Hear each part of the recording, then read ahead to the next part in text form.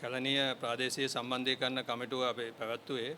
ඒකෙදි විශේෂයෙන්ම අපේ කැලණිය ප්‍රාදේශීය ලේකම් කොට්ටාසේ බලප්‍රදේශයේ විශේෂයෙන්ම පැලියගොඩ නගර සභා බලප්‍රදේශයත් ඒ වගේම කැලණිය ප්‍රාදේශීය සභා බලප්‍රදේශයත් ඇතුළු මේ ප්‍රදේශවල 2025 වර්ෂයේ සංවර්ධන ව්‍යාපෘතිය අපි සමාලෝචනයට ලක් කරා. ඒ අනුව අපේ සංවර්ධන ව්‍යාපෘතිය 125ක් ක්‍රියාත්මකයි මිලියන 440ක දල වශයෙන්. මේ වැඩ කටයුතු වල මේ වෙනකොට 90කට ආසන්න ප්‍රමාණයක් අවසන් වෙලා තියෙනවා.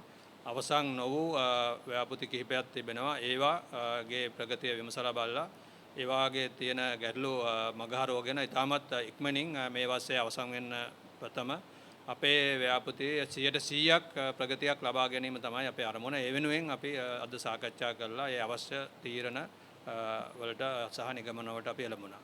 මේ වසරේ අපි අනිවාර්යයෙන්ම අපේ ව්‍යාපෘති සියල්ලම අවසන් කරනවා. ඒ වගේ ඇතිවෙච්ච ගැටලු මේ වෙනකොට අපි මගහරවගෙන තියෙනවා. 90කට ආසන්න ප්‍රමාණයක් මේ වෙනකොට අවසන් කරලා තියෙනවා. ඉතිරි 10% මේ මාස දෙක ඇතුළත අවසන් කරගන්න පුළුවන් කියලා තමයි අපි විශ්වාස කරන්නේ.